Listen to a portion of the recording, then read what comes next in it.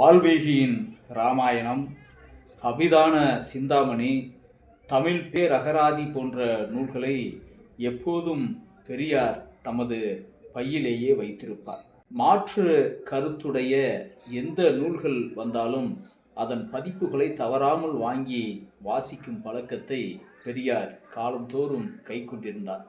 இன்று ஒருவருக்கு பிடிக்கவில்லை என்றால் அவர்கள் சரியாகவே சொன்னாலும் அது தவறு என்ற எண்ணத்தில் அதை ஒதுக்கும் சூழல்தான் நம்மில் பலரிடையேயும் இருக்கிறது. ஆனால் எதிரிகள் என்ன சொல்கிறார்கள் என்பதை காலந்தோறும் மிகவும் நுட்பமாக கவனிப்பதும், அவர்கள் வெளியிடுகின்ற பிரச்சார துண்டு பிரசுரங்களை வாசிப்பதும், அவர்களின் புத்தகங்களை தொடர்ந்து வாங்கி வாசிப்பதும், அதற்கு சரியான ஆய்வுபூர்வமான அறிவுபூர்வமான பதில்களை சொல்வதும் தான் பெரியாரின் வழக்கமாக இருந்தது.